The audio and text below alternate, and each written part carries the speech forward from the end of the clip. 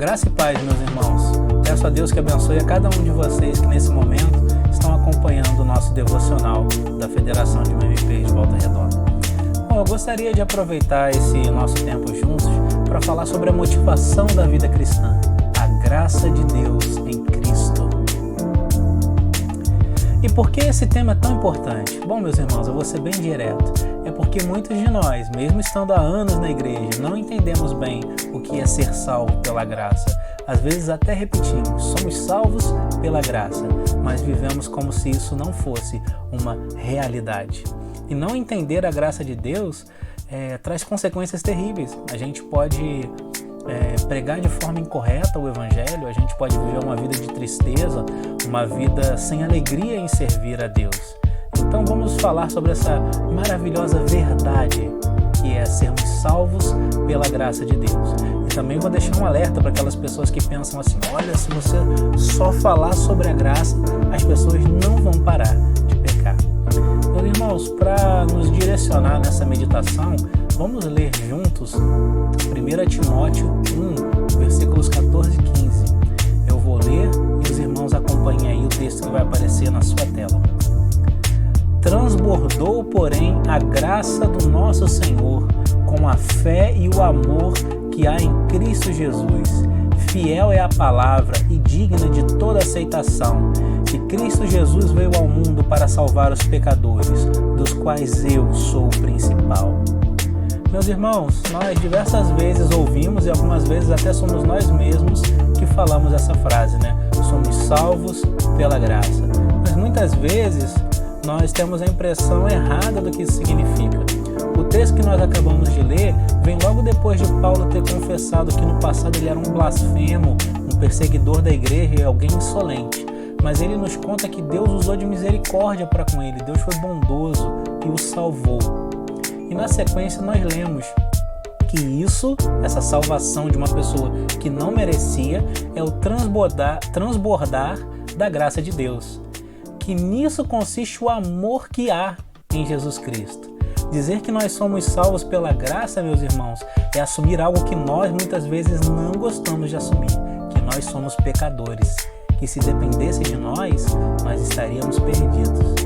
Mas a boa nova é justamente essa. Jesus não veio para quem não precisava de salvação. O Senhor Jesus veio para pecadores como eu e como vocês. Nas palavras do próprio apóstolo Paulo, fiel é a palavra e digna de toda aceitação, que Cristo Jesus veio ao mundo para salvar os pecadores, dos quais eu sou o principal. Meus irmãos, eu acho que até aqui nós conseguimos nos lembrar bem com certa frequência dessas verdades. Mas agora vem a parte que a gente é rápido em esquecer, que muitos de nós lutam com ela e têm dificuldade de se lembrar. Mesmo após a conversão, nós ainda somos salvos pela graça de Deus. É tão importante que eu vou repetir. Mesmo após a nossa conversão, nós ainda somos salvos pela graça de Deus. Nós acreditamos, meus irmãos, muitas vezes que fomos salvos pela graça, mas que para manter a nossa salvação, tudo depende da gente. Alguns de nós andamos sem alegria, sem esperança, porque nós olhamos para os nossos defeitos, nossas falhas, os nossos famosos pecados. Pode ser que seja o seu temperamento difícil, pode ser uma língua difícil de conter, ou um pecado que você tenha cometido já depois de ter sido salvo e ter sido resgatado.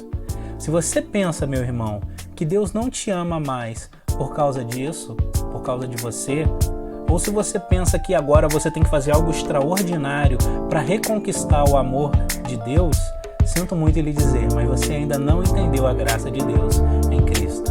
Eu vou contar para vocês uma história que nos ensina muito bem como é o nosso caminhar cristão após a nossa conversão, como é viver pela graça de Deus.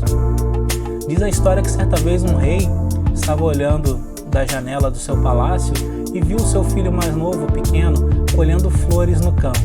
O menino trazia na mão uma fita de cores reais. Quando o rei viu aquilo, ele logo entendeu, fita de cores reais, esse presente é para mim.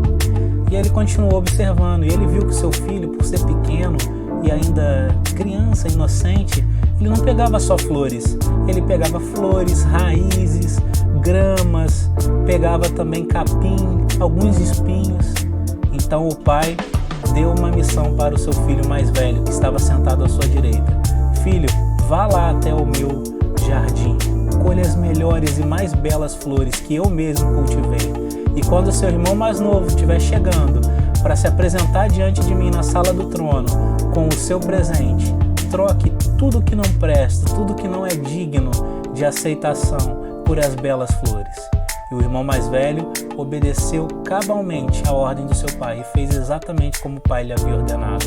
Quando o mais novo chegou, ele tirou os cardos, os abrolhos, os espinheiros, as raízes, tudo que não prestava, e colocou as mais belas flores do jardim do próprio rei. Ataviou tudo aquilo com o bonito laço real, com as cores reais, e deu para o menino mais novo. O menino mais novo entra na sala do palácio e, todo feliz, com um sorriso no rosto, mostra o buquê para o seu pai e diz: pai, olha o presente que eu preparei para você. Mal sabia aquele menino que aquele presente só poderia ter sido aceito porque o irmão mais velho tirou tudo que não era digno e acrescentou as mais belas flores do jardim do rei. E, meus irmãos, essa antiga parábola fala muito sobre a nossa vida cristã. Nós somos como esse irmão mais novo, preparando nossos buquês de boas obras misturados com coisas erradas, misturados com pecado. O nosso Pai Celeste é o Rei grandioso, que providencia as flores do seu próprio jardim para que apresentemos a Ele. E Jesus Cristo é o nosso irmão mais velho, que prepara um buquê para que nós apresentemos de forma aceitável e agradável diante de Deus, o nosso Pai. Quando nós entendemos isso, meus irmãos, nós amamos muito mais o nosso Deus.